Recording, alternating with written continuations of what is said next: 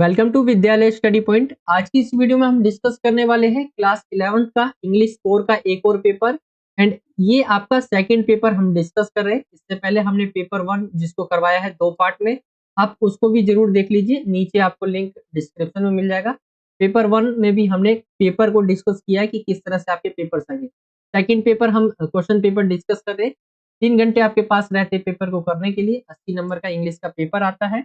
And हाँ, एक चीज याद रखनी है आपको, ये इंग्लिश कोर है, इलेक्टिव नहीं है। इंग्लिश 2 टाइप की होती है, कोर और इलेक्टिव, तो ये कोर है। पेपर की बात करें हम, पेपर जो है 3 सेक्शन के अंदर डिवाइड होगा। सेक्शन ए जो कि रहता है रीडिंग वाला सेक्शन, इसके अंदर आपके पैसेज वाले क्वेश्चंस आते हैं। सेक्शन बी की बात करें तो यहाँ पे राइटिंग स्किल एंड ग्रामर के क्वेश्चंस आपसे पूछे जाएंगे। एंड लास्ट जो सेक्शन रहता है सेक्शन सी, इसमें लिटरेचर के क्वेश्चंस रहेंगे आपके, यानी किताब से पूछे गए क्वेश्चन एंड आंसर रहेंगे। तो ये 3 सेक्शन के अंदर ये पेपर पूरा डिवाइड है। बाकी ये इंपॉर्टेंट चीज थी जो मैंने आपको बता दी। आगे चलते हैं सेक्शन ए की तरफ। यहाँ से आपका सेक्शन ए रीडिंग वाला जो रहता है, कॉम्प्रीहेंशन वाला, ये स्टार्ट हो जाता है।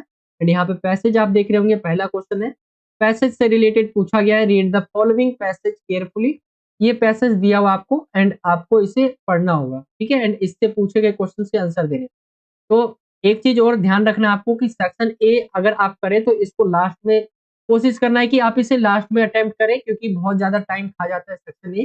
तो सेक्शन बी या सी में से इन दोनों को करने के बाद ही सेक्शन ए को अटेम्प्ट करें, वरना ये सेक्शन ए आपका बहुत ज्यादा टाइम खा जाएगा। तो याद रखना है इसे।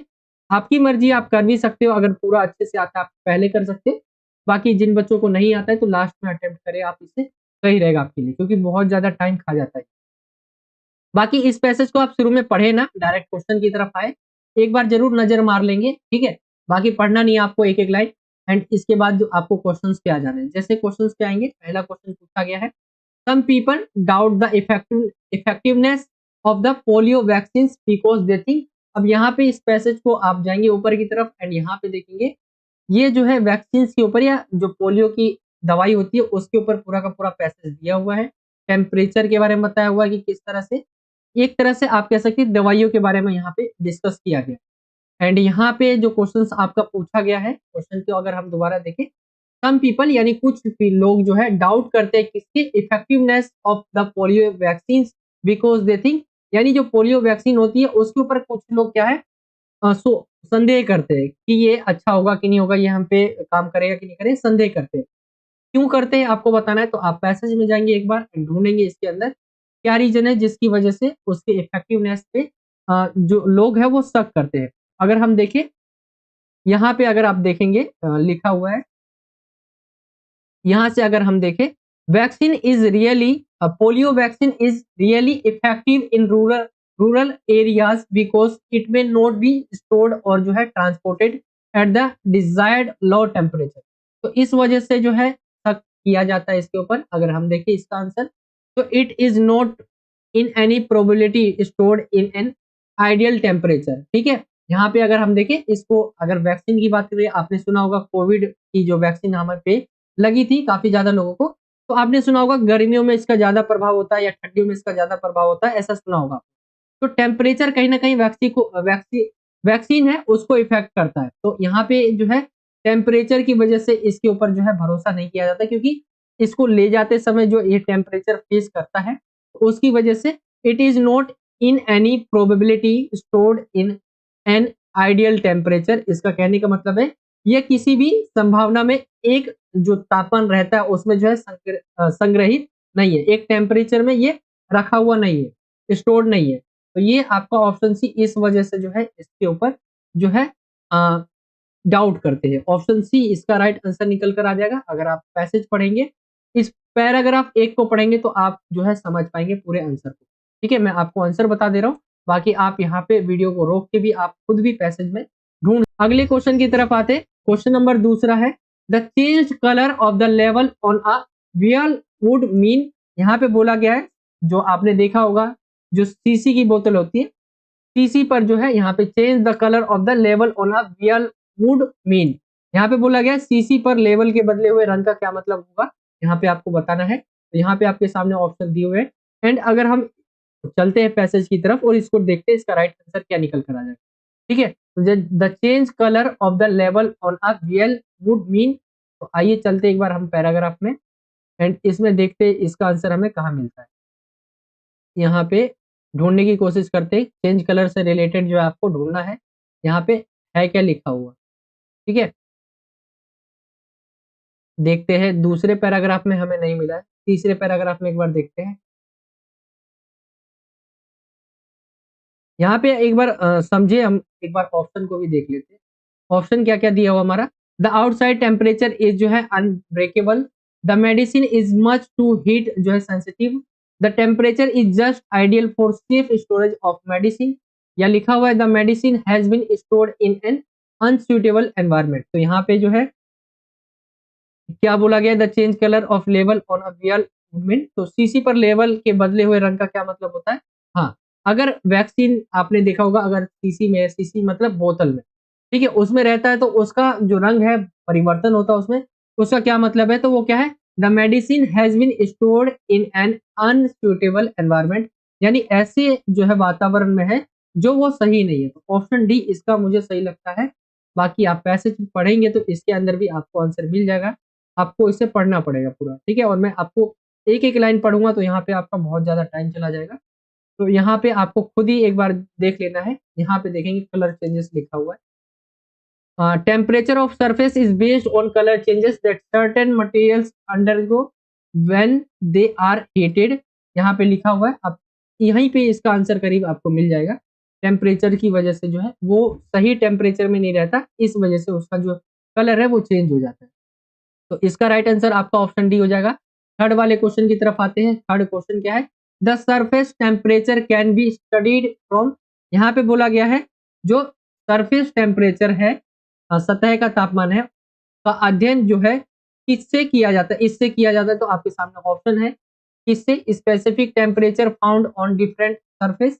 यहाँ पे बोला गया है अलग अलग सतह पर पाए जाने वाले विशिष्ट तापमान, इससे change in the shade of surface layer of paints, यानी बोला गया है पेंट की जो सतह होती है उसकी छाया में, layer of paints, surface layer of paints यहाँ पे बोला गया है। आगे देखिए हम, change in the colour of the surface of after cooling, ठंडा होने के बाद सतह का रंग बदलना, या heating the surface and sorry at unusually high temperature, सतह को असामान्य रूप से उच्च तापमान पर गर्म करना। तो यहाँ पे आपके सामने ऑप्शन दिए हुए, एंड इसका अगर हम आंसर देखें, एक बार पैसेज में चलते हैं, इसका ढूंढते हैं, surface temperature can be studied from, यहाँ पे ढूंढते हैं हम, सरफेस टेम्परेचर से रिलेटेड कुछ लिखा हुआ है क्या, उसको ढूंढते हैं। पैराग्राफ 4 में अगर हम देखें, यहाँ नहीं है, आगे चलते हैं एक बार ऊपर की तरफ, सरफेस टेम्परेचर, एक बार मैं दोबारा एक बार क्वेश्चन को देख लूं, the surface temperature can be studied from, तो यहाँ पे है आपका राइट आंसर। एक बार यहाँ पे क्या है, ढूंढने में थोड़ा टाइम लगता है, और मैं आप आंसर आपके लिए रेडी करके पहले से नहीं लाता, क्योंकि करके दिखाता हूँ आपको, तो इससे आपको भी पता चलेगा कि किस तरह से आपको करना है। देखिए मेरे को भी बहुत ज्यादा अच्छी इंग्लिश नहीं आती है, मैं भी कुछ मैच करके ही ढूंढ के आपको दिखाता हूँ कि आंसर ये हो सकता है। ठीक है, एंड यहाँ पे देखते हैं हम, सरफेस टेम्परेचर से रिलेटेड कुछ लिखा हुआ है।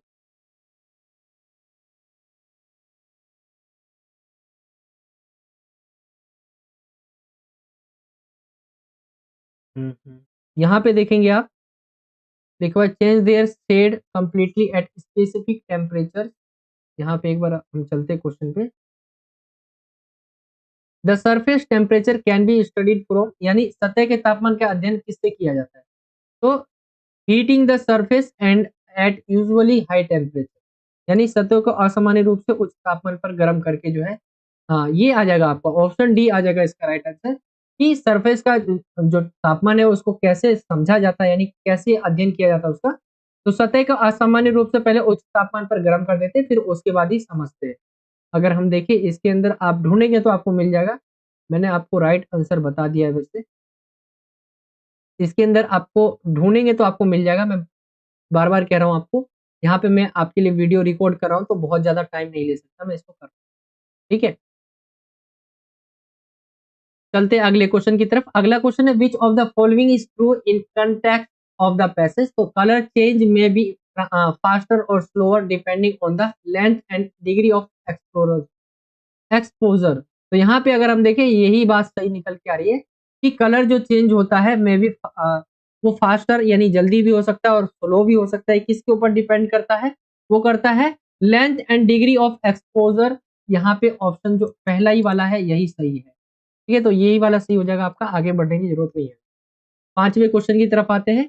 अब यहाँ पे देखिए आपके एमसीक्यू टाइप क्वेश्चंस भी आएंगे, या एक लाइन में जिसका आंसर देना होगा या वन वर्ड में आंसर देना होगा, ऐसे भी क्वेश्चन होंगे। आगे की तरफ बढ़े हमें, तो हम पांचवें क्वेश्चन की तरफ आते हैं। एंड पांचवें क्वेश्चन में लिखा हुआ है आपका, पांचवा क्वेश्चन जो है आपका दिया हुआ है, what doubt has been raised about the pulse polio programme in the rural areas. यहाँ पे जो बोला गया है गांव जैसे क्षेत्रों में जो पोलियो के कार्यक्रम होते हैं उस पे उसके ऊपर संदेह क्यों उठाया जाता है, आपको लिखाना है, आपको बताना है। यहाँ पे तो यहाँ पे देखेंगे पैसेज में ही इसका आंसर आपको मिल जाएगा। पहले पैराग्राफ में ही मिल जाएगा आपको। यहाँ पे देखेंगे लिखा हुआ है आपका,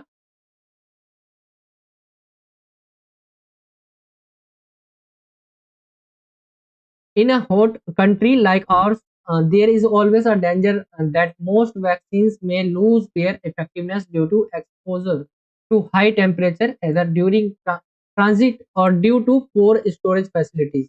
It is not possible for a common man or even a doctor to know whether a vaccine or medicine has lost its effective due to exposure of too high temperature. यहाँ पे देखेंगे आम लोग ही नहीं डॉक्टर भी ये मानते हैं, तो ये इसका राइट आंसर निकल कर आपका आ जाएगा कि जो रिसर्चर होते हैं, डॉक्टर कह ले आप जो या रिसर्चर कह सकते हैं, वही बताते हैं ये कि जो वैक्सीन से जब वो अपनी सामान्य से ज्यादा तापमान वाले एरिया में जाता है तो उसमें क्या है परिवर्तन हो जाता है। तो इसके अंदर जो है इसके कारण जो है डाउट रहता है लोगों को, तो गांव जैसे क्षेत्र में इस वजह से रहता है। Some researchers have also started questioning whether the much जो है publicized polio vaccine is really effective in rural areas because it may not be stored or transported at the desired low temperature। तो ये इसका right answer हो जाएगा। आपको passage में देख लेना है पूरा आंसर, मैं हिंट के लिए बता दे रहा हूँ आपको। छठे क्वेश्चन की तरफ आए, how can the temperature sensitive labels be useful for vaccine result. यहाँ पे बोला गया है जो क्वेश्चन है छठा क्वेश्चन जो तापमान जो है, हाउ कैन द टेम्परेचर यानी तापमान लेवल वैक्सीन शीशियों के लिए कैसे उपयोगी हो सकते हैं, इसके लिए बोला गया है। कैसे जो है temperature sensitive labels be useful for vaccine vials, कैसे उपयोगी हो सकते हैं अगर हम देखें तो sensitive as a indicate body temperature from 36 to 42 degree Celsius when applied to the forehead of any patient to indicate whether he has fever or not। यानी इससे जो है उसको पता कर पाते हैं कि बुखार है कि नहीं जब अप्लाई करते हैं। तो यहाँ पे आप इसका आंसर इस तरह से लिख लेंगे। बाकी इसका आंसर आप जाएंगे इसमें, एंड इसमें आप देखेंगे ये आपका लिखा हुआ है, it may be possible to have colour changing level so sensitive has to indicate body temperature from 36 to 42 degree Celsius when applied to the forehead of any patient to indicate whether he has fever or not। तो ये इसका right answer हो जाएगा। आगे की तरफ आते हैं हम अगले क्वेश्चन में, who developed thermo colours and how, यानी थर्मो जो कलर है उसका विकास किसने किया और कैसे किया ये बताना है।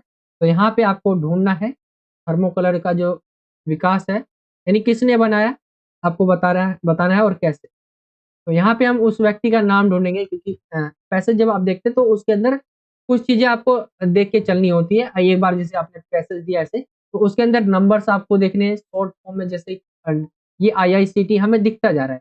ठीक है, तो जब क्वेश्चन पे पहुंचते तो हम इजीली पता चल पाता है कि ये यहाँ पे मिलेगा। एंड यहाँ पे बात करें हम टेम्परेचर इंडिकेटिंग जो है paints know as thermocolour, thermocolours were developed before World War second by German जो है इसके जर्मन एक व्यक्ति है उसके द्वारा chemist in connection with its fuel research and aircraft engine efficiency studies.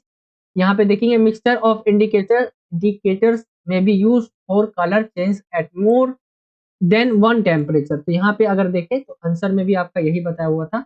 अगर हम चले आंसर में बाय जर्मन जो है केमिस्ट यहाँ पे लिखा हुआ है एंड यहाँ पे इसका आंसर पूरा लिखा हुआ है, आप यहाँ पे पढ़ सकते हैं। किसने बनाया? एक जर्मन केमिस्ट था, उसके द्वारा बनाया गया। एंड कैसे? मिक्सचर ऑफ इंडिकेटर्स में be use for colour change at more than one temperature. यह हो गया आपका। क्वेश्चन नंबर 9 की तरफ आएंगे। What makes thermocolours specially useful for industry? यानी जो थर्मोकलर है जो बनाया गया उद्योग थर्मो रंगों को जो है उद्योग के लिए विशेष रूप से उपयोगी क्या बनाता है? अगर हम देखें, the thermal indicators are easy to use है। The ability of thermocolours to indicate thermal condition of entire surface, not merely a few isolated point, and the value of enduring record suggest industrial जो है potential. तो ये इसका right answer निकल कर आ जाएगा। आगे हम 10वें क्वेश्चन की तरफ आएंगे। तो 10वां क्वेश्चन बोला गया था, find the word in the given passage which convey the meaning similar to, जो है सैल्यूटेड यहाँ पे लिखा हुआ है, तो आइसोलेटेड इसका राइट आंसर निकल कर आ जाएगा। तो ये आपके 10 क्वेश्चन थे पैसेज के जो पूछे जाएंगे पहले। आई होप कि आपको समझ आ गया होगा। ये 10 क्वेश्चन आपके एमसीक्यू टाइप भी हो सकते हैं या आपको वन वर्ड भी हो सकते हैं या एक लाइन में, दो लाइन में आपको आंसर देने होंगे। तो ये आपका पहला क्वेश्चन हो गया है। आई होप कि आपको समझ आ गया होगा। हाँ, आपको पैसेज में जा जाके भी आंसर एक बार देखने की किस तरह से कौन सा हुआ है। क्वेश्चन नंबर 1 दूसरे की तरफ आएंगे तो ये भी आपका पैसेज वाला ही क्वेश्चन रहेगा एंड इसके अंदर भी जो है आपके एमसीक्यू टाइप क्वेश्चंस और वैसे ही क्वेश्चन रहेंगे। बस इसमें बदलाव क्या होता है, ये डेटाबेस पैसेज होता है, तो इसको करना थोड़ा इजी हो जाएगा आपके लिए क्योंकि इसके अंदर डेटा रहता है। एंड एक बार आपको पैसेज की तरफ नजर मार लेनी है। डेटा का मतलब क्या होता है, इसके अंदर कुछ आप देख सकते हैं यहाँ पे कुछ डेटा बताए हुए कि ये इतने हैं इतने हैं। तो डेटाबेस रहता है तो थोड़ा इजी रहता है ढूंढने में भी आंसर। चलिए क्वेश्चंस की तरफ आते हैं। क्वेश्चन के 8 क्वेश्चंस पूछे जाएंगे इसमें एंड ये 8 मार्क्स का होगा। हमने जो फर्स्ट किया वो 10 नंबर का होगा। पहला क्वेश्चन है, what does the given study expect them to do? यहाँ पे जो बोला गया है क्वेश्चन, अगर हम समझे हिंदी में इसको अगर हम देखें तो क्वेश्चन बोला गया है, दिए गए जो अध्ययन अंश का उद्देश्य क्या है, एम क्या है जो दिया गया है, तो उसके बारे में आपको बताना है। अगर हम देखें यहाँ पे दिया हुआ है, to explore the problems on one face after using hair dyes. अगर आप इस पैसेज को देखिए तो हेयर डाइस के ऊपर पूरा का पूरा पैसेज ये, मतलब बालों के रंग को लेकर जो कलर करते हैं आज के समय, नेचुरल एंड जो यहाँ पे बहुत सारी चीजें बताइए बालों के कलर को लेकर, ये आपका पैसेज इसके ऊपर है। एंड आगे बताया B, to examine the various types of hair dyes used by people to determine the reason why people use hair dyes, to showcase ignorance of people about the ill effect of using hair dyes। तो यहाँ पे आपको बताना है कि M क्या है इस टॉपिक का। अगर हम देखें इसका राइट आंसर तो वो निकल कर आ जाएगा आपका, वो आ जाएगा to showcase ignorance of people about the ill effect of using, जो हेयर डाइस यूज करते उसको इग्नोर करते पीपल, जो effect of using hair dyes को, तो उसके ऊपर पूरा का पूरा ये टॉपिक है। हेयर डाइस से हमें क्या इफेक्ट होता है, क्या पड़ता है, वो सारी चीजें के बारे में इसमें बताया गया। तो इसका राइट आंसर आप देख पाएंगे। एक तरह से इसका जो है आप पूरा पैसेज पढ़ेंगे जब भी आप जान पाएंगे कि इस उद्देश्य क्या है इस पैसेज का। ठीक है, तो पहले का अगर राइट आंसर की बात करें तो ऑप्शन डी निकलकर राइट आंसर आ जाएगा। दूसरे क्वेश्चन पे आते हैं, does the following statement agree with the information given in paragraph? तो क्या दिया हुआ है आपका statement, inno innovating innovative and scientific method are being used by people for self expressing. यहाँ पे बोला गया जो है लोग जो है अभिव्यक्ति के लिए नवीन और वैज्ञानिक तरीकों का उपयोग करते हैं। यहाँ पे बोला गया साइंटिफिक यूज करते हैं, साइंटिफिक मेथड से यूज करते हैं अपने आप को अभिव्यक्त करने के लिए। आप बताना है आपको कि ये स्टेटमेंट सही है कि नहीं है। जैसे the statement agree with the information, जो इंफॉर्मेशन दिया गया उससे एग्री है कि नहीं है। द स्टेटमेंट जो है कॉन्ट्रैक्टेड ऑफ द इंफॉर्मेशन, ये सही नहीं है, ये कह रहा है। There is no information on this, इसके बारे में कोई इंफॉर्मेशन ही नहीं है। या the statement is neither true और ट्रू नॉट फॉल्स, तो यानी कथन ना तो सत्य और ना ही असत्य यहाँ पे बोला गया है। अगर हम देखें इसका राइट आंसर क्या निकल कर आ जाएगा, तो ये आ जाएगा इसके बारे में। अगर हम देखें innovating scientific method B used by people for self expressing, तो दिखाने के लिए यूज किया जाता है। अगर हम पैसेज को देखें एक बार, इसके अंदर निकलता है कि नहीं इसका आंसर,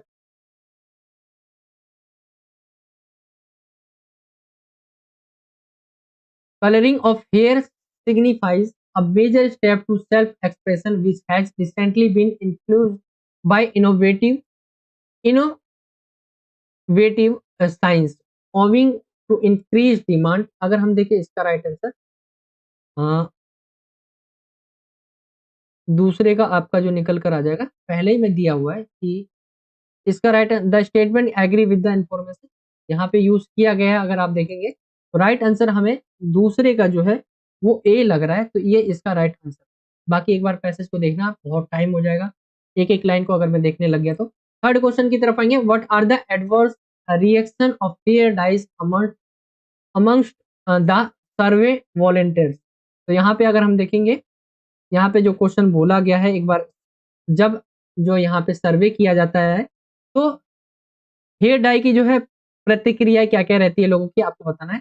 तो अगर हम देखें एक बार जाकर क्या क्या रहती है, फिगर 1 इसके अंदर देखेंगे आप, इसके अंदर भी देख के बता सकते हैं या यहाँ पे बता सकते हैं, पूरा देखकर आपको डेटा देखकर ही बताना पड़ेगा। इसमें मैं आपको आंसर बता देता हूँ जैसे कि लिखा हुआ है, adverse reaction to hair dyes among the surveyed volunteers include skin reaction as mention in figure 1। ठीक है, फिगर 1 के अंदर जो है बताया हुआ है स्किन रिएक्शन। अगर हम देखें एक बार स्किन रिएक्शन, यहाँ पे नहीं है,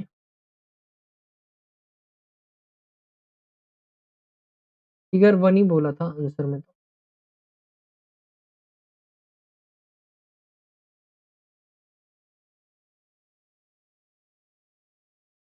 ढूंढ लेना है आपको आंसर वीडियो को रोक के, ठीक है, मैं अभी ढूंढने लग गया बहुत टाइम। चलिए अब आगे अगले क्वेश्चन पे चलते हैं। इसका आंसर ऐसे लिखा हुआ है, आप इसे ढूंढ सकते हैं। फोर्थ क्वेश्चन की तरफ आएंगे, which of the following statement is not true about hair dyes. यहाँ पे बताना है इसमें से कौन सा कथन है वो सही नहीं है हेयर डाइस को लेकर। तो hair dyes are use by both males and females. अगर हम देखें ऑप्शन आपका सॉरी, ये जो आपका चौथा क्वेश्चन है इसका ये सही है, नॉट ट्रू बोला गया है, तो ये सही है, यूज करते हैं, मेल फीमेल दोनों यूज करते हैं। Hair dyes is a hair colouring product, ये भी सही है। Natural dyes are popular these days, नहीं है आज के समय, आज के समय नेचुरल प्रोडक्ट ही फेमस नहीं है, पॉपुलर नहीं है। Hair dyes can be used by professionals and at home too, ये भी यूज किया जा सकता है, बट ऑप्शन सी इसका जो है सही नहीं है। तो ऑप्शन सी इसका राइट आंसर निकल कर आ जाएगा। अगले क्वेश्चन की तरफ आएंगे, पांचवें क्वेश्चन की तरफ, what is the attitude of the hair dyes users towards instruction on the package. तो यहाँ पे अगर हम देखें डेटा में चल के एक बार देख लेते हैं, यहाँ पे देखेंगे instructions of the package was followed by 63.5%, a total of 110 volunteers had suffered from adverse reaction. तो यहाँ पे अगर देखें इसका राइट आंसर यही हो जाएगा, 63 of the participants followed the instructions on the package। ये हो जाएगा आपका। आगे की तरफ आते हैं छठे क्वेश्चन की तरफ, sufficient knowledge of hair dyeing product will lead to, यहाँ पे देखिए तो फीवर साइड इफेक्ट हो सकता है। यहाँ पे बोला गया है कि जो सफिशियंट यानी sufficient knowledge of hair dyes product will lead to, यहाँ पे अगर हम देखें बाल रंग जो रंगने वाले उत्पाद का हमें कम ज्ञान होगा तो किसको जन्म देगा, वो देगा साइड इफेक्ट को। तो ये राइट आंसर आ जाएगा आपका, जो दिया हुआ है आपका फिल इन द ब्लैंक्स, इसके अंदर आपको फिल करना है फीवर साइड इफेक्ट। आगे की तरफ चले हम, सातवां क्वेश्चन है फाइंड द, यहाँ पे आपको ढूंढना था वर्ड, तो इसका जो है इम्प्लीमाइज का राइट आंसर जो है सिग्निफाइज हो जाएगा। एंड एट जो क्वेश्चन है इसके अंदर the tone of the writer in the last line of paragraph 4 is, यहाँ पे जो है फेमिस्टिक, ऑप्शन बी इसका राइट निकल कर आ जाएगा। तो कुछ इस तरह से ये पूरा सेकंड वाला पैसेज हो जाएगा आपका। तो ये था आपका सेकंड क्वेश्चन, डेटा वाला क्वेश्चन रहेगा, इसको थोड़ा ढूंढना इजी होगा आपको, लेकिन हाँ ऐसा नहीं है बिल्कुल इजी है, आपको ढूंढना पड़ेगा, क्वेश्चंस में दिक्कतें भी आ सकती है। तो ये आपका दूसरा क्वेश्चन हो जाएगा, आपको खुद से भी ट्राई करना है करने का। तीसरे क्वेश्चन की तरफ आएंगे, तो तीसरा क्वेश्चन आपका रहेगा नोट मेकिंग, एंड दूसरा जो रहेगा वो आपका रहेगा समरी वाला। दो क्वेश्चन रहेंगे, एक आपका जो है नोट मेकिंग 5 नंबर का एंड 3 नंबर का ये रहेगा समरी, तो 5 से 8 नंबर का टोटल ये क्वेश्चन रहेगा। तो नोट मेकिंग में करना ही क्या होता है, अब मैंने आपको पहले ही बताया, इसको आप ऊपर से एक बार पढ़ें, ठीक है, इसको समझे, फिर इसको समझने के बाद आपको समझना है कि इसका टॉपिक क्या है। इसका टॉपिक आपको लिखना है सबसे पहले, यहाँ पे दिखेंगे good story telling is a social skill that everyone benefits from. यहाँ पे देखेंगे तो सोशल स्किल आप करके जो है जो हेडिंग है वो बना सकते हैं। एंड इसके बाद नोट मेकिंग होता क्या, आपको इतना बड़ा जो पैसेज है इसको आपको नोट्स बनाने हैं, कम शब्दों में आपको जो है नोट्स बनाने हैं। तो मैंने यहाँ पे 2-3 आपको बना के दिखाया, जैसे कि social skill that everyone benefits from, किससे हो सकता है बेनिफिट्स। तो यहाँ पे अगर हम देखें जो क्वेश्चन है, हाँ, तो पहला है आपका a social skill that everyone benefits from, the teller and the listener, यानी जो बोलने वाला है उसको भी होता है फायदा, एंड किसको किसको लाभ होता है, एंड लिसनर होता है उसको भी फायदा होता है। Great bounding experience that help, यानी क्या है, बेहतरीन जो है अनुभव हमें मिलता है इससे। Story teller is popular and always become always welcome in any company, and उसको क्या है, ये बहुत ज्यादा फेमस होते हैं और कोई भी कंपनी जो है हमेशा उसका स्वागत करने के लिए रेडी रहती है, तो ये कह देंगे आप। दूसरा है people who have a sharp sense of observation, यहाँ पे देखिए जिन लोगों में जो है अवलोकन की, यानी ऑब्जर्वेशन करने की भाव वो रहती है भावना। अगर हम देखें तो एक्चुअल फिजिकल और the obvious aspect but also for the nonsense, and यहाँ पे quirks and body language that go beyond, तो ये आपका हो जाएगा second. And third most important points क्या क्या है, तो do not repeat your stories, stories को रिपीट नहीं करना चाहिए। कीप एंजॉइंग न्यू एक्सपीरियंस को एंजॉय करना चाहिए, एग्जामिन देन, एंड उसे एग्जामिन करते रहना चाहिए। तो कुछ इस तरह से आपको पूरा जो है ये दिया हुआ है, इससे आपको बनाने हैं, ठीक है। तो ढूंढ लेना है आपको एक बार पढ़ के। एक तो जैसे यहाँ पे क्या है बेनिफिट्स फ्रॉम यहाँ पे दिया हुआ है, तो ये हमने पहला बना लिया। ऐसे ही हमने आगे कर करके जो भी है, how can you become a good story teller, ऐसे भी कर सकते हो आप। एंड यहाँ पे आप लिख सकते हो इसके अंदर से पॉइंट्स, तो ये भी आपका बन सकता है, ये भी आप बना सकते हो। एंड आगे की तरफ देखिए people who have a sharp sense of observation, तो इसको भी बना सकते हैं आप। एंड मतलब यहाँ पे आपका जितना दिया हुआ ना पैराग्राफ 4 को आप बना लो भैया। यहाँ मैंने आपको 3 बना के दिखाए, बाकी अपने पॉइंट्स भी ऐड कर सकते हो, तो ये हो जाएगा। हाँ, एक चीज़ और जो यहाँ पे आपको यूज़ करना है एब्रिविएशन, तो यहाँ पे शॉर्ट कीज़ जो यूज़ करोगे आप, यहाँ पे आपको लिखने होंगे। मैंने यहाँ लिए नहीं है, लेकिन आपको लिखने होंगे एग्ज़ाम में। 4-5 आपको शॉर्ट कीज़ ज़रूर यूज़ करना है, तो ये आपका 5 नंबर का हो जाएगा। एंड 3 नंबर में आपको समरी लिखना है, जो कि 50 वर्ड से ज़्यादा का नहीं होना चाहिए इस पैसेज का। तो स्टोरी टेलिंग के बारे में आपको बता देना, कुछ इस तरह से लिखा हुआ है, आप यहाँ पढ़ सकते हो। देखिए, मैं आपको एक-एक लाइन पढ़ के बताऊँ कोई फ़ायदा नहीं है, क्योंकि ये सेम क्वेश्चन्स आना ऐसा नहीं है नहीं आएगा, लेकिन ना के बराबर चांस रहते हैं आने की, ये प्रैक्टिस के लिए होता है। तो ये आपको प्रैक्टिस करना है। आई होप कि आपको समझ आ गया होगा। सेक्शन ए हमने डिस्कस कर लिया है पूरा, जो कि आपका 3 क्वेश्चन था इसके अंदर। पहला पैसेज, दूसरा भी पैसेज, तीसरा भी पैसेज, बट टाइप अलग थे तीनों के। सेक्शन बी की तरफ आते हैं, जो कि राइटिंग स्किल एंड ग्रामर है। यहाँ पे 4th क्वेश्चन है, फिल इन द ब्लैंक से रिलेटेड होगा आपका, एंड 4 दिए होंगे, ठीक है। यहाँ सॉरी 3 दिए होंगे क्वेश्चन। यहाँ पे कुछ इस तरह से आप 3 नंबर का देख पा रहे होंगे इसे। यहाँ पे आपको फिल करना है, जैसे यहाँ पे लिखा हुआ है the cat on the window window sill, तो यहाँ पे लिखा हुआ है जो कैट है यानी बिल्ली है, खिड़की पर जो है सो गई। यहाँ पे स्लीप का क्या आ जाएगा, इसकी अगर हम इसका राइट आंसर देखें तो स्लैप, SELPT, ये इसका राइट आंसर आ जाएगा। राइट लिखा हुआ यहाँ पे, तो he wrote a letter to his friend yesterday, यहाँ पे बीते हुए कल की बात हो रही है, तो यहाँ पे वर्ड जो वर्ब है इसकी सेकंड फॉर्म हो जाएगी।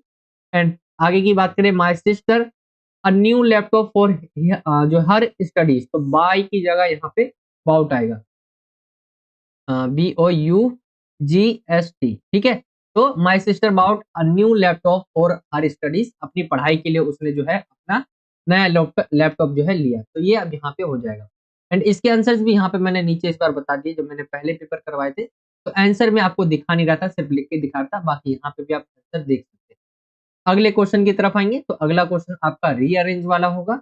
एंड सेंटेंस दिए रहेंगे, इसको रीअरेंज करना है आपको, तो ये आपका 4 नंबर का रहेगा।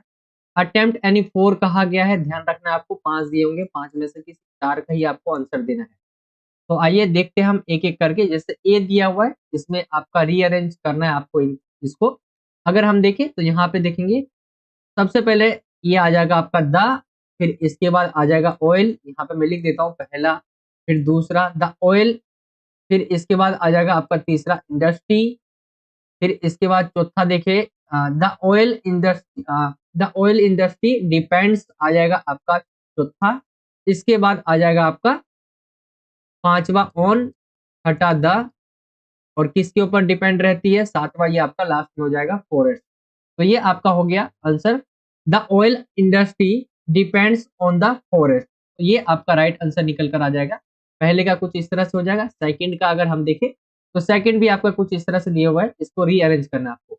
तो यहाँ पे देखेंगे अंडरस्टैंडिंग, पहला अंडरस्टैंडिंग हो जाएगा। इसके बाद देखिए हम अंडरस्टैंडिंग ग्रोज, दूसरा। फिर यहाँ पे इसका जो है आपका, इसके बाद आ जाएगा आपका तीसरा एज आ जाएगा। फिर इसके बाद यहाँ पे आ जाएगा पर्सपेक्टिव, यहाँ पे जो फोर्थ ये वाला हो जाएगा। फिर इसके बाद फिफ्थ आपका शिफ्ट हो जाएगा। फिर अगर देखें तो इन द जो है आपका ये फिफ्थ के बाद सिक्स ये हो जाएगा। फिर इसके बाद सिक्स हो गया आपका, सातवां ये हो जाएगा फ्लेयर।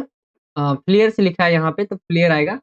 हाँ, इसके बाद अगर हम देखें तो लास्ट में हमारा बचता है ऑफ, सातवें के बाद आठवां ये हो जाएगा। लास्ट जो आ जाएगा वो आपका डिबेट आ जाएगा। आठवें के बाद शायद आठवां था तो इनोवा आ जाएगा। तो इस तरह से आ जाएगा understanding grows as per perspective shift in the flair of debate. तो ये आपका कुछ इस तरह से रीअरेंज बन जाएगा। ऐसे तीसरे को आपको करना है, चौथे को एंड पांचवे को, कोई चार के ही आपको आंसर देने हैं। मैंने आपको दो करके दिखा दिया है, बाकी मैं आंसर भी आपको दिखा देता हूँ। यहाँ पे आप आंसर देख रहे होंगे इन सभी का, ठीक है। तो आप इसे कर पाएंगे, खुद से भी खुद सॉल्व कर सकते हैं यहाँ पे प्रैक्टिस के लिए। जो मैंने तीन छोड़े ये आप खुद करके देखें, बाकी मैंने आंसर आपको तीनों के नीचे दिए हुए आप देख सकते हैं। तो ये आपका क्वेश्चन नंबर पांचवा रहेगा जो आपको रीअरेंज करने होंगे। आगे हम आएंगे क्वेश्चन नंबर 6 की तरफ। छठा जो क्वेश्चन रहेगा ये आपका रहेगा एडवर्टीजमेंट के ऊपर, एंड इसके अंदर छठे क्वेश्चन में आपके दो क्वेश्चन रहेंगे और भी रहेगा। इन दोनों में से किसी एक का ही आपको आंसर देना है। जैसे अगर हम इसे देखें तो ये आपका जो एडवर्टीजमेंट है ये आपका किसके ऊपर है, on behalf of the principal of your school draft a classified advertisement inviting application for some post of teachers lying vacant and to be filled soon. यानी यहाँ पे क्या है, शिक्षकों के लिए जो है कुछ पद जो है बचे हुए उसको आपको आमंत्रित करते हुए एक वर्गीकृत जो विज्ञापन है उसको तैयार करना है, आपको बताना है। और यहाँ पे अपने विद्यालय के प्रधानाचार्य की ओर से बचे हुए जो टीचर के पद है, शिक्षकों के पद है, उसके लिए आपको यहाँ पे एडवर्टीजमेंट तैयार करना है। एंड दूसरे की बात करें हम, दूसरा जो दिया हुआ है वो है आपका RAUV international school Noida requires cricket and hockey coach. किसकी रिक्वायर है यहाँ पे, क्रिकेट एंड हॉकी जो कोच होते हैं उनकी रिक्वायर है। Draft a suitable advertisement in not more than 50 words for a situation vacant column of the times of the India stating requirement regarding age qualification experience etc, you are the principal of the school। तो आप यहाँ पे principal है school के, and आपको जो है किसकी जरूरत है यहाँ पे, क्रिकेट और हॉकी के जो कोच होते हैं उनकी आवश्यकता है। एंड आपको बताना है इस तरह से। तो सबसे पहला जो हमने डिस्कस किया था क्वेश्चन वो था आपका जो शिक्षकों के पद थे बचे हुए, इसका आंसर ये हो जाएगा आपका सिचुएशन वैकेंट। यहाँ पे आप देखेंगे, यहाँ पे आप बताना है आपको कि क्या कितने टीचर्स की जरूरत है। जैसे वांटेड टू PGT टीचर्स जो चाहिए इन इंग्लिश अगेंस्ट जो है परमानेंट पोस्ट के लिए, only experience and highly qualified candidates with linguistic fluency with have pleasing personality need to apply. Salary जो है यहाँ पे बोला गया है, सैलरी उसके ऊपर आपके एक्सपीरियंस और उसके ऊपर डिपेंड करेगा। एंड फिर इंटरेस्टेड कैंडिडेट्स के लिए इन्होंने बता दिया, एज बता दिया इन्होंने कि कितने एज की जरूरत है, क्या क्या रिक्वायरमेंट है, जैसे कि पासपोर्ट साइज फोटोग्राफ प्रिंसिपल, ठीक है। और यहाँ पे एड्रेस इन्होंने बता दिया और कॉन्टेक्ट नंबर बता दिया। तो कुछ इस तरह से जब भी कोई नीड हो तो आपको कुछ इस तरह से क्वालिफिकेशन क्या क्या होनी चाहिए ये आपको दे देना होता है। तो कुछ इस तरह से उसका आंसर हो जाएगा। एंड और बारे की बात करें हम, जहाँ पे हॉकी और क्रिकेट के जो चाहिए थे कोच उसके लिए यहाँ पे देखेंगे तो wanted cricket and hockey coaches for RAUV international जो है नोएडा स्कूल लिख सकते हैं आप, Noida Delhi. The coaches should have played at international या नेशनल लेवल जो है इन्होंने खेला हो। कोच हमें वैसे ही चाहिए ना कि जो खेल रखे होते हैं आगे, तो वैसे हमें कोच की जरूरत है। दे शुड बी बिटवीन, इसकी एज बताई हुई है यहाँ पे कि आपकी एज कितनी से कितने के बीच होनी चाहिए। Having minimum experience of 5 years, यानी कम से कम 5 साल का एक्सपीरियंस रहना चाहिए। जो भी इंटरेस्टेड कैंडिडेट्स है may be appear for interview के लिए अपेयर हो सकते हैं। यहाँ पे डेट दिया गया है 20 of this month with their जो है testimony before the principal salary, no bar for deserving candidates, contact number यहाँ पे दे देना। तो कुछ इस तरह से ये आपका हो जाएगा। सिचुएशन वैकेंट यहाँ पे साइड में लिखा हुआ, ये आपको सेंटर के में लिखना है, ठीक है, यहाँ पे लिखना है। एंड यहाँ पे ऊपर भी देखे तो हाँ सेंटर में लिखा हुआ है। तो कुछ इस तरह से छठा क्वेश्चन होगा जो कि आपका रहेगा एडवर्टीजमेंट के ऊपर। एक में टीचर की आवश्यकता है, एक में जो है क्रिकेट और हॉकी के लिए कोच की आवश्यकता थी। तो दोनों ही सेम है लगभग, आप देखेंगे दोनों में ही आवश्यकता ही है, मतलब जरूरत ही है काम के लिए। एंड यहाँ पे जो भी क्वालिफिकेशन होती है वो लिख देंगे। कुछ चीजें आपको याद करके रखनी है, जैसे कोई अगर नीड रहती है आपको किसी की, तो एज आपको याद रखना है, उसकी सैलरी जो है नेगोशिएबल हो सकती है वो लिख सकते हो आप यहाँ पे। एक्सपीरियंस आपको लिखना होगा कि एक्सपीरियंस कितना मांग रहे हो वो, ठीक है। तो कुछ चीजें आपको कॉमन रखनी है, कॉन्टैक्ट नंबर, एड्रेस 50 वर्ड्स का रहता है आपको, तो आप ये कर पाएंगे। तो ये आपका क्वेश्चन हो जाएगा, 3-3 नंबर के छठे क्वेश्चन रहेंगे। आगे हम आएंगे सातवें क्वेश्चन की तरफ। तो सातवां क्वेश्चन है आपका पोस्टर मेकिंग के ऊपर। आपको पोस्टर बनाना है किसके ऊपर? तो आइए क्वेश्चन पढ़ते हैं। यू आर श्याम एंड जो है Shyamali of Indian public school Agra design a complaining poster of not more than जो है 50 वर्ड्स से आपको उसके ऊपर का जो है कोई पोस्टर डिजाइन नहीं करना है। किसके ऊपर है? वर्ल्ड योगा डे ये है, स्किलफुली इनकरप्टिंग इवेंट स्पेसिफिक जो है illustrate the holistic benefits of yoga on mental and physical well-being, ensure the poster जो है captivates and informs reflecting the essence of this global जो है celebration। तो यहाँ आपको ऐसा बनाना है पोस्टर जो एक तरह से पूरे वर्ल्ड को जो है एक सेलिब्रेशन लगे, ऐसा आपको पोस्टर बनाना है। एंड दूसरे की तरफ अगर हम देखें, हाँ ये टॉपिक आपका क्या है? वर्ल्ड योगा डे के ऊपर आपको टॉपिक दिया गया है, इसके ऊपर आपको पोस्टर डिजाइन करना है। एंड दूसरा है आपका मेक अ पोस्टर ऑन जो है सस्टेनेबल डेवलपमेंट के ऊपर आपको जो है पोस्टर बनाना। तो दोनों के ऊपर आपको पोस्टर बनाना होगा। तो मैंने पोस्टर के लिए आपको पहले ही बताया है, इसमें आपको कम से कम जो है जितना आपको कम लिखना है, कम से कम लिखकर जो है डिजाइन्स एंड यहाँ पे चित्र बनाकर आप ज्यादा दिखाएं। जैसे वर्ल्ड योगा डे है तो आप यहाँ पे एक्सरसाइज करते हुए आप बना सकते हैं, ठीक है। एक्सरसाइज करते हुए क्या क्या चीजें हमें जो है लेनी चाहिए, क्या चीज नहीं लेनी चाहिए, योगा कैसे करना चाहिए, योगा के फायदे आप यहाँ पे 2-4 लाइन लिख सकते हैं। तो योगा के बारे में आप कुछ इस तरह से बना देंगे। वर्ल्ड योगा डे अगर आपको पता होगा कब मनाया जाता है तो वहाँ पे आप इस बारे में लिख सकते हैं। आप यहाँ पे टाइमिंग लिख सकते हैं, कब से कब तक की है उसकी। तो ये हो जाएगा। एंड कुछ लाइन्स भी आप जो है यूज कर सकते हैं, ये हो जाएगा। एंड यहाँ पे सस्टेनेबल डेवलपमेंट के ऊपर दूसरा पोस्टर था, तो कुछ इस तरह से जैसे हाथ में लिए हुए बताया, इसके ऊपर आप पृथ्वी देख रहे होंगे, इसके ऊपर लिखा हुआ है कि सस्टेनेबल डेवलपमेंट हमारे लिए कितना जरूरी है, क्योंकि आने वाले समय में हमारे जो जो भी हमारे पास अभी जो भी हमारे पास चीजें हैं वो खत्म हो सकती है। तो हमें ऐसे डेवलपमेंट की तरफ बढ़नी चाहिए जो बहुत सस्टेनेबल हो, ठीक है। तो ये आप यहाँ पे कर देंगे, ये क्वेश्चन था आपका। आगे की तरफ हम चले, ये आपका क्वेश्चन हो जाएगा। आई होप कि आप समझ गए होंगे पोस्टर डिजाइन के ऊपर। पोस्टर डिजाइन के अंदर आपको चित्र हो गया, इन सबसे अट्रैक्टिव बनाना है, ठीक है। तो ये हो जाएगा आपका क्वेश्चन। एंड इसके बाद आठवें क्वेश्चन की तरफ बढ़ेंगे। आठवां क्वेश्चन जो है आपका वो है स्पीच के ऊपर। आपको write a speech in 120 to 150 words के अंदर लिखना है। टॉपिक क्या है आपका अगर हम देखें तो you are Ashish Amina, a student of class 11th of Indian public School Delhi. You find it alarming that over millions of plastic bags and plastic bottles are used only once and जो है dumped every minute। यानी जो है आप क्या है, आशीष और अमीना है इंडियन पब्लिक स्कूल दिल्ली के 11वीं छात्र के जो 11वीं कक्षा के जो छात्र हैं।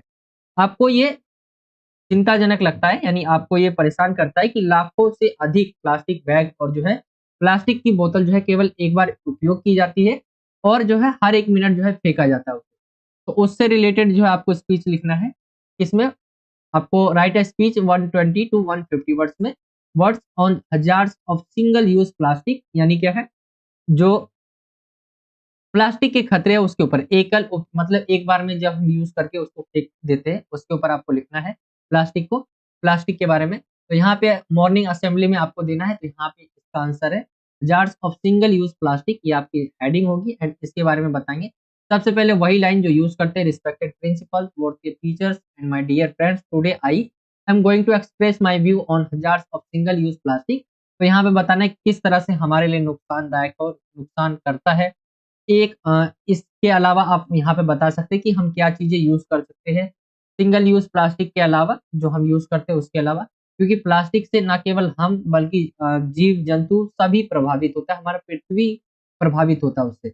पॉल्यूशन आप डाल सकते हैं, बहुत तरह की वाटर पॉल्यूशन हो जाता है जब हम इसे फेंकते हैं, तो नदी नालों के माध्यम से ये बड़े बड़े महासागरों में चला जाता है, जिससे वहां पे आप कह सकते हैं जो जीव रहते हैं पानी के अंदर उनको बहुत प्रॉब्लम होती है। तो आने वाले समय में इससे बहुत ज़्यादा खतरा हो सकता है। तो ये सारी चीज़ें आपको इंग्लिश में लिखनी है। बाकी मैंने आपको पूरा पैराग्राफ दिखा रखा है। आप पढ़ना चाहे तो इसे पढ़ सकते हैं। बाकी आप अपने थॉट भी ज़रूर डालें। एंड दूसरा जो इसके अंदर अथवा में दिया गया है, वो है आपका you are Malik and Malika of class 11th A. You are much concerned about the poor quality of unhygienic food supplied at some of the fast food. यानी आप अगर आप देखेंगे तो फास्ट फूड के ऊपर आपको पूरा का पूरा लिखना है कि जो भोजन रहता है उसकी खराब जो क्वालिटी रहती है उसके ऊपर आपको पूरा लिखना है। ठीक है, जो स्वास्थ्य के लिए हमारे लिए सही नहीं है। यहाँ पे आप देखेंगे विच इज हाईली जो है determined to health, write a speech to be delivered in the morning assembly highlighting the health hazards that may be caused in 120 to 150 words. यानी इसके खतरों के बारे में आपको बताना है कि क्या-क्या खतरे हो सकते हैं। तो यहाँ पे फास्ट फूड और जंक फूड आप यहाँ पे हेडिंग बना सकते हैं। एंड वही line respected principal teachers and my dear friends a very good morning to all of you today I Malika and दोनों में ही मलिका लिखा हुआ है, तो मलिक और मलिका है। ठीक है, तो of class 11th A I am here to speak on the topic क्या है, फास्ट फूड और junk food fungus in the Heinz ketchup. तो यहाँ पे आप बता सकते हैं, यहाँ पे ये आपका क्वेश्चन हो जाएगा। एंड इसमें आपको कैसे करना है, जैसे इसके अंदर बताएंगे आपकी बहुत सारी बीमारियां जो है, कुछ डेटा दे देंगे आपकी। अब रियलिटी ये भी है कि जितना जो है नशे से लोग नहीं मरते, मतलब समझ सकते हैं आप, नशा जो नशा करने से लोग नहीं मरते उससे ज्यादा जो आंकड़े हैं, रियलिटी है ये। आप सर्च करना जाके गूगल पे, जो नशा करते उससे कहीं ज्यादा लोग जो है इन चीजों फास्ट फूड की वजह से जो है मरते हैं। तो ये सारी डेटा आप दे सकते हैं, फास्ट फूड हमारे लिए कितने नुकसान करते हैं हमारे शरीर के लिए, और ये आप बता सकते हैं। तो ये आपका हो जाएगा। बहुत सारी प्रॉब्लम्स आज के समय देखेंगे आप तो फास्ट फूड की वजह से, जैसे मोटापा हो गया, पहले के समय ऐसी बीमारियां जो नहीं थी वो फास्ट फूड की वजह से आई है। तो ये चीजें आप यहाँ पे डाल सकते हैं। तो ये हो जाएगा। आप लास्ट में लाइन्स यूज कर सकते हैं कुछ इस तरह से ताकि अट्रैक्टिव लगे। एंड ये पूरा का पूरा पैराग्राफ आप पूरा का पूरा पढ़ सकते हैं। आप अपनी भाषा में भी लिख सकते हैं, ऐसी बात नहीं है, लेकिन आप यहाँ से भी उठा सकते हैं, आपकी मर्जी। ठीक है, अगर आपको समझ आ रहा हो तो ये आपका हो जाएगा क्वेश्चन। मैं हर एक लाइन एक्सप्लेन नहीं कर रहा आपको, क्योंकि ये आपके थॉट होंगे, इसमें आपको अपने आप ही लिखने हैं।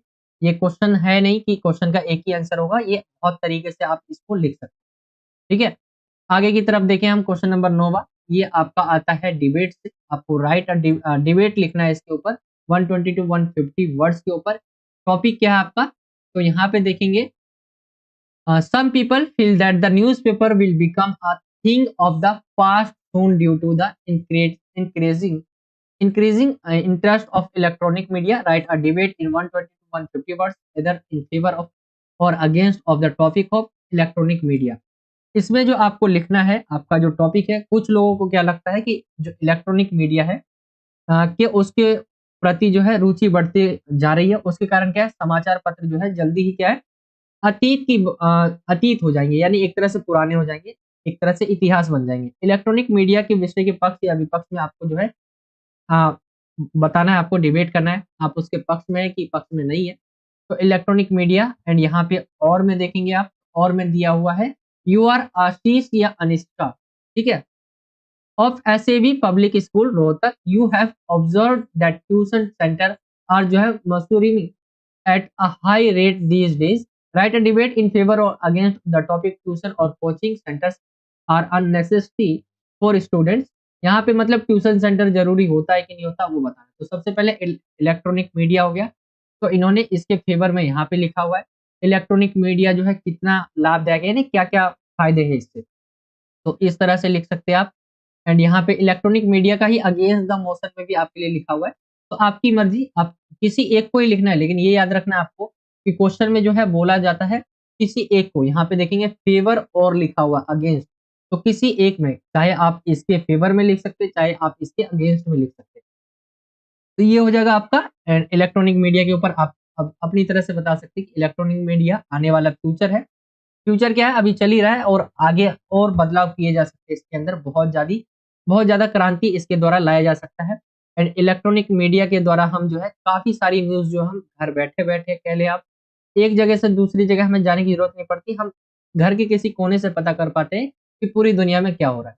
ये सारी चीज़ें आप लिखनी है। वहीं इलेक्ट्रॉनिक मीडिया में आप ये कह सकते हैं कि जो यहाँ पे इलेक्ट्रॉनिक मीडिया है वो गलत बातों को भी, यानी जो एक तरह से रहती है ना, इससे जो दंगे भड़कते हैं, उसमें भी बहुत ज़्यादा इसका नाम रहता है। इसीलिए आप देखते होंगे कई स्टेट के अंदर जो है अ, इंटरनेट बंद कर दिया जाता है, वो इसी की वजह से, क्योंकि फेक न्यूज़ जो है ये बहुत ज़्यादा बढ़ते हैं इसकी वजह से। एंड नुकसान भी होता है। तो ये आपके अगेंस्ट में आप लिख सकते हैं, साथ ही आप इसके फेवर में ये सारी चीज़ भी लिख सकते हैं। ये हो गया। एंड इसके अंदर जो है दूसरा जो क्वेश्चन था, ट्यूशन और कोचिंग सेंटर के लिए, कि स्टूडेंट्स के लिए ज़रूरी है कि नहीं है? इसके लिए आप जो है किसी एक का ही इन्होंने किया, एक ही बता रखा है, ये आपको खुद करके बताना है कि इसका राइट आंसर क्या निकल कर आएगा। एंड ट्यूशन सेंटर्स और कोचिंग सेंटर्स देखिए, ये सही है कि नहीं, ये आपकी मर्ज़ी है। आप वैसे भी आपकी मर्ज़ी है, दोनों में आप फेवर में, अगेंस्ट में जो भी लिख सकते हैं। दोनों को ही में ही अगर हम एक तरफ फ़ायदा देखें तो ट्यूशन सेंटर से आप जो है अ, जो आपको समझ नहीं आता है कहीं, आप ट्यूशन सेंटर में जाकर कर सकते हैं। एंड ट्यूशन सेंटर्स में एक घाटा ये भी है कि वो कोई प्रोफ़ेशनल नहीं होते। ठीक है? तो ये सारी चीज़ भी आप लिख सकते हैं। बाकी ये हो गया आपका पूरा सेक्शन बी कंप्लीट। इसके अंदर हमने डिस्कस किए क्वेश्चन नंबर 4 से लेके क्वेश्चन नंबर 9 तक। ठीक है? इसके बाद आते हैं हम सेक्शन सी, जो कि लिटरेचर वाला रहेगा आपका। एंड ये 10वां क्वेश्चन से आपका स्टार्ट हो जाएगा। 10वें क्वेश्चन में सबसे पहले आपका पोएम दिया होगा, जैसे कुछ इस तरह से आप देखेंगे, 3 नंबर का ही रहेगा ये। कुछ इस तरह से ये आपका पोएम दिया हुआ है एंड इससे related MCQ question type questions रहेंगे। जैसे now she has been dead, यानी वह अब वह मर चुकी है। नियरली एज़ मैनी इयर्स, लगभग उतने ही वर्ष, एज़ दैट गर्ल लिव्ड, जैसे वह लड़की रहती थी। यहाँ पे कुछ इस तरह से लाइन देखेंगे आप, इससे क्वेश्चंस देखिए। Who is she in the above lines she refer to, तो यहाँ पे आप देखेंगे राइट आंसर आपका पोर्ट्स मदर यहाँ पे दिया हुआ है, ये राइट आंसर निकल कर आ जाएगा। Identify the poetic device used in the last line, last line में देखिए हम, तो कौन सा जो है आपका पूछा गया क्वेश्चन है कि कौन सा जो अलंकार है, कौन सा जो लास्ट लाइन है उसमें यूज किया गया है। तो यहाँ पे देखेंगे हम, यहाँ पे एलिट्रेशन यानी अनुप्रास ये यूज किया गया है, ऑप्शन सी हो जाएगा। What is the figure of speech use, जो है लेवर्ड इज, तो यहाँ पे जो है फिगर ऑफ स्पीच कौन सा यूज किया गया है, तो ऑक्सीमोरन, यहाँ पे जो है राइट आंसर ऑप्शन बी निकल कर आ जाएगा। तो ये कुछ इस तरह से हो जाएगा आपका। इसी के अंदर और भी आपको देखने को मिलेगा, कोई एक करना होगा आपको। तो ये भी पोएम्स की लाइन से कुछ इस तरह से आप देख रहे हैं। एंड इससे रिलेटेड क्वेश्चंस आपसे पूछे गए, जैसे we in these lines refer to, यानी जो वी कहा गया है किसको कहा गया आपको बताना है। तो the parents and their children, the mother and the son, the father and the son, तो ये आपका option C, the father and son जो है उसको कहा गया है। दूसरे क्वेश्चन की तरफ देखिए, which poetic device has been used in the line the seed I spend, तो यहाँ पे अगर हम देखें बीज मैंने खर्च किया, जिसकी द सीड आई स्पेंड, तो यहाँ पे राइट आंसर रूपक आ जाएगा, जिसको हम हिंदी में बोलते हैं मेटाफोर, इंग्लिश में हो जाएगा ये। तो ऑप्शन ए इसका राइट हो जाएगा। थर्ड वाले क्वेश्चन की तरफ आएंगे, तो थर्ड क्वेश्चन है, what is the meaning of this child is build to my design at what he loves I can not share, तो यहाँ पे अगर हम देखें जो क्वेश्चन कहा गया है कि ये बच्चा मेरे डिजाइन के अनुसार बना है, फिर भी उसे जो पसंद है उसे साझा नहीं कर सकता, इसका क्या मतलब है। तो his son looks like him yet they don't have anything to share, यानी उनका बेटा उनके जैसा ही दिखता है और फिर भी उनके पास साझा करने के लिए कुछ भी नहीं है। ऑप्शन बी इसका राइट हो जाएगा। तो ये 10वां क्वेश्चन था, कुछ इस तरह से हो जाएगा आपका। ये पोएम्स दिए रहेंगे दो, दो में से किसी को आपको करना होगा।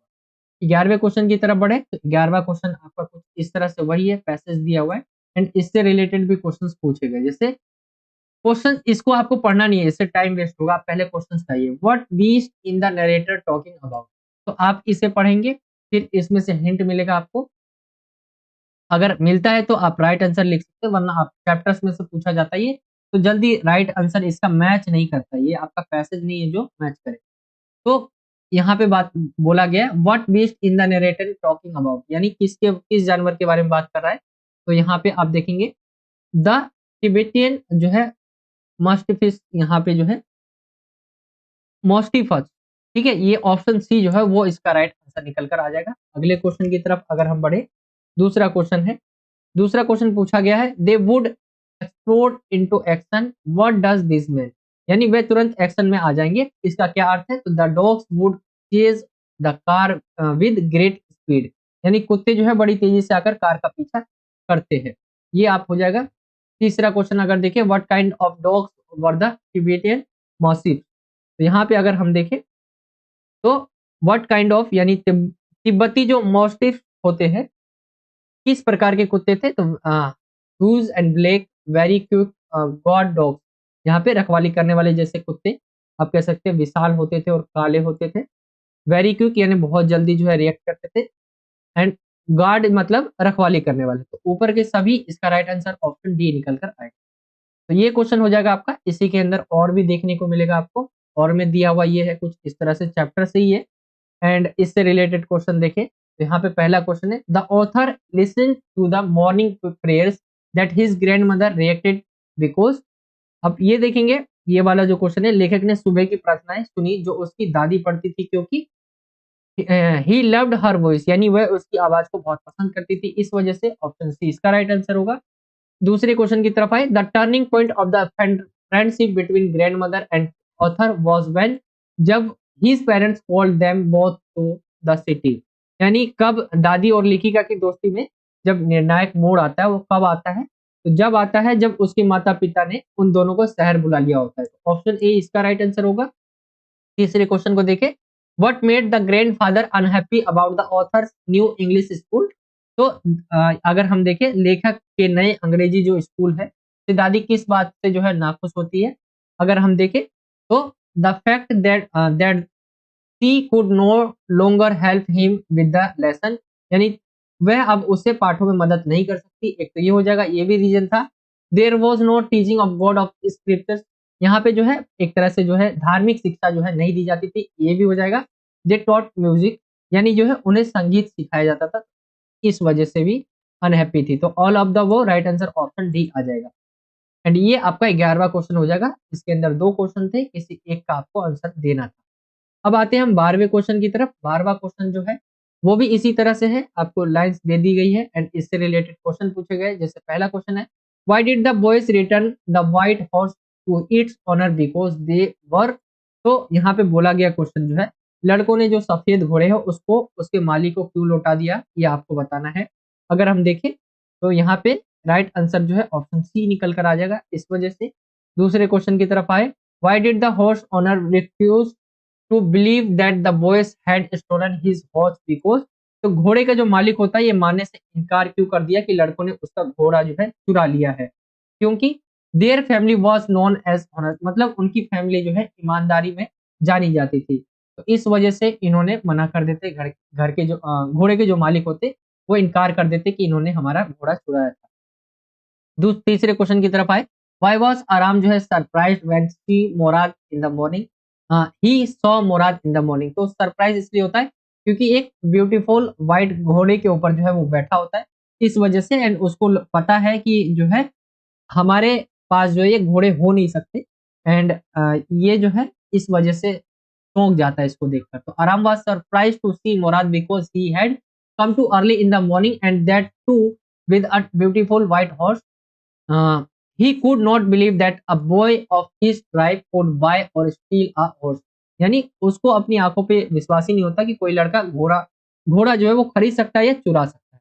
इस वजह से। चौथे की तरफ why was John Berio sad, तो यहाँ पे जॉन बायरो है वो सैड क्यों होते, तो वो क्यों होते जब उनका घोड़ा जो है चोरी हो जाता है, तो इस वजह से वो जो है लंबी दूरी जो है उन्हें पैदल ही तय करनी पड़ती है, इस वजह से वो अ, घोड़े की बिना एक तरह से सैड थे। ठीक है, तो ये हो जाएगा आपका चौथा क्वेश्चन। तो ये कुछ इस तरह के क्वेश्चन होंगे आपके 12वें क्वेश्चन में, एंड इसमें अथवा भी होगा कुछ इस तरह से। ये ऐसा ही क्वेश्चन एक और होगा, एंड यहाँ पे क्वेश्चन देखे हम he sorry under which senior doctor Andrew and his medical practice, तो किसके अंडर जो है एंड्रयू जो था वो किस डॉक्टर के अधीन एक तरह से प्रैक्टिस करता था? तो राइट आंसर आपका एडवर्ड पेज जो है ऑप्शन सी वो इसका राइट आंसर होगा। दूसरा क्वेश्चन है ड्यूरिंग द होल इंसिडेंट जो did not enter the horse why because he was worried, यानी क्या है वह परेशान हो गया था इस वजह से। Why is the lesson named birth because birth जो है वो लेसन का नाम क्यों दिया गया है? तो ये एक बच्चे के जन्म के बारे में होता है, इसीलिए इस चैप्टर का नाम आप देखेंगे तो बर्थ दिया गया है। फोर्थ क्वेश्चन को देखें हम तो who was Joy Morgan why was the waiting for doctor Andrew जो है मॉनसन।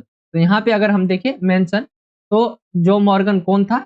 तो अगर देखें जो मॉर्गन वाज अ ड्रिलर इन जो है ब्लेनली में एक क्या था ड्रिलर था। एंड यहाँ पे देखिए उनकी और उनकी पति यहाँ पे बताया गया है he said he and his wife Susan were married for nearly 20 years and how they were expecting their first child. He was waiting for the doctor to help Susan in the delivery of child. तो वो क्या है delivery के लिए जो उसकी बीवी था उसकी शादी को लगभग 20 साल हो गए थे और वह अपने पहले बच्चे की उम्मीद कर रहे थे, उसके लिए उन्होंने वो जो है डॉक्टर का वेट कर रहे थे, इंतजार कर रहे थे। एंड इस तरह से 12वें क्वेश्चन हो जाएंगे आपके। आई होप कि आपको समझ आ रहा होगा ये क्वेश्चन। आगे चलते हैं हम 13वें क्वेश्चन की तरफ। 13वां क्वेश्चन है आपका, इसके अंदर आपके 4 क्वेश्चन पूछे जाएंगे, इनमें से किसी 2 का ही आपको आंसर देना है। तो 4 क्वेश्चन आप इस तरह से देख पाएंगे, ये 4 क्वेश्चन है। मैं आपको सभी क्वेश्चन दिखा देता हूँ सबसे पहले। सबसे पहले अगर एक क्वेश्चन की बात करें, the poet think that he had lost his childhood why what did the poet notice about independent thinking in the poem childhood. यहाँ पे जो बोला गया क्वेश्चन कि कवि को लगता है कि उसने क्या है अपना बचपन खो दिया है, ऐसा क्यों लगता है? और कवि ने बचपन कविता में स्वतंत्र सोच के बारे में क्या देखा, ये आपको बताना है। दूसरा क्वेश्चन देखिए, what is the significance of yellow in the poem laburnum the laburnum top. तो यहाँ पे बोलना है द लेबरनम टॉप कविता में पीला का महत्व आपको बताना है क्या है, ठीक है, पीला का क्या महत्व है। अगले क्वेश्चन को देखें, the grand mother was not pretty but beautiful how. जो ग्रैंड मदर है, जो दादी है, वो सुंदर तो नहीं है लेकिन फिर भी बहुत सुंदर है, ये आपको बताना है। तो बूढ़ी हो जाती है लेकिन जो है उनकी बातें, उनकी सोच वो बहुत अच्छी होती है। डी को अगर हम देखें, what were the thing the जो प्रोफेसर जो है गायटोंडे, यहाँ पे बोला गया है notice as the train entered the British Raj territory. यहाँ पे बोला जाए जो ट्रेन के ब्रिटिश राज के क्षेत्र में जब प्रवेश करते ही प्रोफेसर जो गायतोंडे है उसने कौन सी चीजें देखी, ये आपको बताना है। तो ये 4 क्वेश्चन है, इसमें से 2 के आंसर आपको देने हैं। मैंने चारों के आंसर आपको दिखा रखे हैं यहाँ पे, आप यहाँ पे देख पाएंगे कि यहाँ पे पूछा गया था कवि को क्यों लगता है कि उसने अपना बचपन खो दिया है, ये आपको बताना था। एंड कवि ने बचपन कविता में जो है, जो बचपन है चाइल्डहुड कविता है, उसमें स्वतंत्र सोच के बारे में क्या देखा। तो यहाँ पे इसका आंसर है एंड यहाँ पे इसका आंसर, मतलब यही है दोनों इसका आंसर। आप यहाँ पे पढ़ सकते हैं, मैं क्वेश्चन आपको समझा दे रहा हूँ, बाकी आप आंसर यहाँ पढ़ सकते हैं। बी अगर हम देखें तो बी का आंसर है द लेबरनम टॉप वाले जो पीला का महत्व था उसके बारे में आपको बताना था। तो यहाँ पे येलो कलर का क्या महत्व है आप यहाँ पे बता सकते हैं।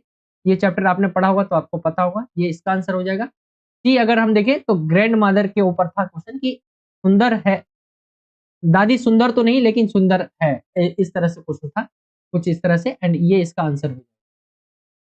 एंड यहाँ पे डी जो क्वेश्चन पूछा गया था, ट्रेन के ब्रिटिश राज के अंदर जब प्रवेश करते ही प्रोफेसर जो गाइड टोंडे होता उसने क्या देखा उसके बारे में आपको बताना था, तो ये क्वेश्चन हो जाएगा। एंड यहाँ पे इसको पढ़ सकते हैं आप। तो ये आपके 4 क्वेश्चंस थे, जो आपको 4 में से किसी 2 का ही आंसर देने, मैंने आपको चारों दिखा रखे हैं। तो ये 13वां क्वेश्चन हो जाएगा आपका।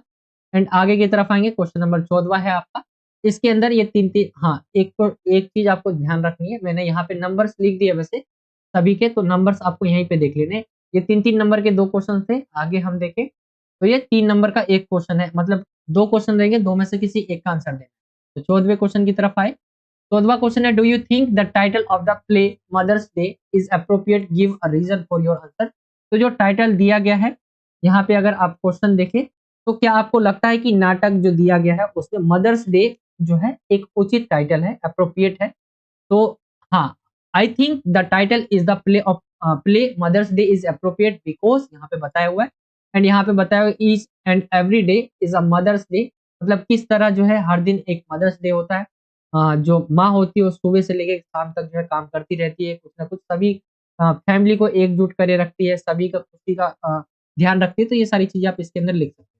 एंड और इसी के अंदर पूछा गया क्वेश्चन है, सजेस्ट अ फ्यू जो है इंस्टेंट, यहाँ पे बोला गया है जो टेल ऑफ मेलन सिटी है उसके अंदर आपको क्या है, टेल ऑफ मेलन सिटी के अंदर in sentence in the tale of melon city melon which highlight humour and जो है अर्निंग, यहाँ पे जो है हास्य और व्यंग को उजागर करना है आपको। तो यहाँ पे अगर आप देखेंगे तो कुछ इस तरह से इसका आंसर है, आप इसे पढ़ सकते हैं, 8वें के अंदर दिया हुआ है।